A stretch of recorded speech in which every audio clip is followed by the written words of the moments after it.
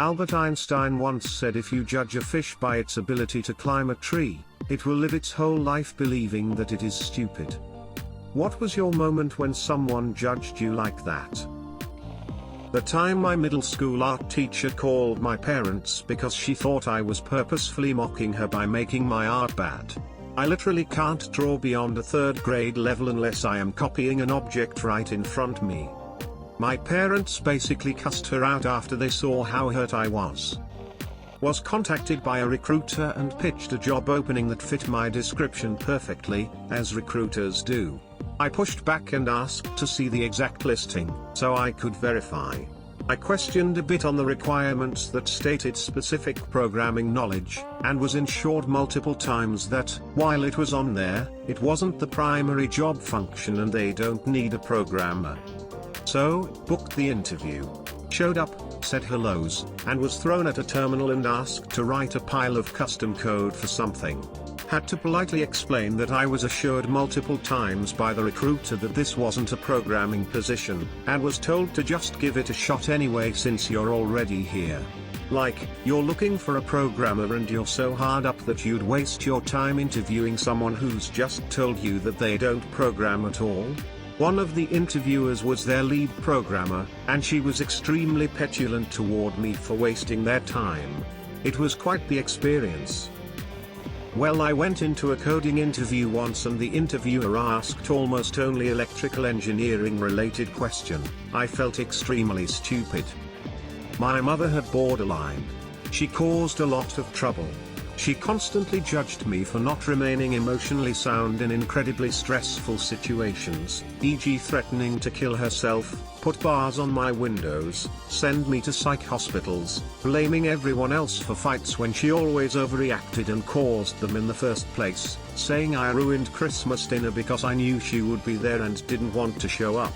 She was so scary I couldn't even speak to her when she pried the lock off my bedroom door and sat down on my bed to talk to me.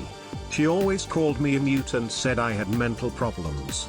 Save for some obvious residual issues that crop up in anyone who went through this, I have very little problem, emotion-wise or communication-wise, with other people besides her.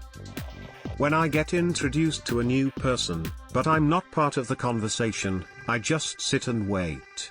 Then I get told, "Oh, you're really quiet, huh?"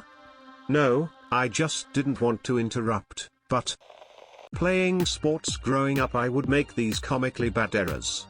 The ball would hit me directly in the face or I would swing at a pitch way too late. Everyone gave me shit, even the coaches and parents. I kept playing because I enjoyed being active and around my friends, but I never understood why no matter how much I practiced I struggled with basic things that everyone else could do without thinking. I go to the eye doctor as an adult, and he tells me that I have a condition in one of my eyes that means I don't have binocular vision and as a result of very poor depth perception. It's physically impossible for me to track a moving object in space like everyone else. I am very dyslexic. It results in me having the spelling and grammar of a middle schooler, plus it makes me have trouble hearing similar sounding words. Letters and phonic sounds don't always connect to the idea they represent in my head. I read/listen to the overall idea and not the individual letters. As a result, school was a very mixed bag. I had to be very hardworking to compensate for the disability. I became very good at working with people, I learned to plan ahead because I can't do things last minute, and developed a strong logic skill set. The problem is that many teachers thought I was lazy because I would describe what I thought while the other person wrote it down, etc. In college, the department head of chemistry is the teacher that fully understands who I am as an academic student. He thought it was hilarious that I had the highest lab grade while the low end of the class portion. Apparently it caused heated discussions as to why the only non-pre-med was doing so much better than the pre-med students in laboratory classes. I think he was the only teacher that appreciated that I was good at working with people and terrible at writing papers for classes. So many moments in my life. I was unfortunately born a girl who likes boy things. I love cars, mechanics, truck driving and long road trips.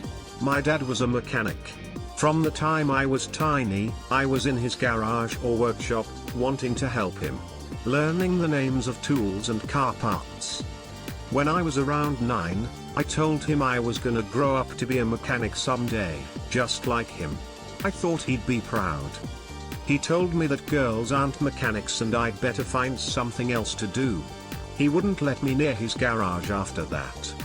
Even when I got my own car and went to change the oil on it myself, he caught me and kicked me out and said that I was just a girl. I've heard that my whole life. I am disappointed in myself because now I'm not a young woman anymore. I've forgotten over the years what car parts are called. I still love to take long road trips, but my dad, and mom, for that matter, squashed out so much ambition. I really hate them and myself for allowing it. I hate professions that are typically done by females. I'm not good at any of them but have done them my entire working career to fit the norm and not rock the boat. I feel like life has been wasted and opportunity disposed of. Excuse me, do you know where I can find garlic powder here? Me, I don't work here. Never mind, I'll ask someone that's not stupid. Me, well, okay then. Did one of those minute math test, where you need to do as many of the questions in a minute to help memorize. I did not do well. Went to pass it in and the teacher said in front of the entire class, "The badgins, you are as slow as molasses." That one hurt for a while. Would realize after finishing school I am smart, just not too good at memorizing. Once at my workplace, I asked for help to open a box because I really couldn't open it.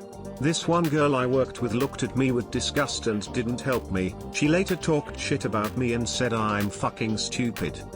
I was born with polydactyly and they cut off my 2 extra fingers and fixed a lot of stuff. I can't use all my fingers properly. By the way, fuck you Sarah. Edit, wow, I never thought that a comment about calling out Sarah's bullshit would be my most upvoted one, nor that it would blow up like that. Thank you, kind strangers. I have dyslexia and at age 15 still couldn't tell my left hand from my right. I also had a lot of trouble learning to read and write. I got written off by a lot of teachers.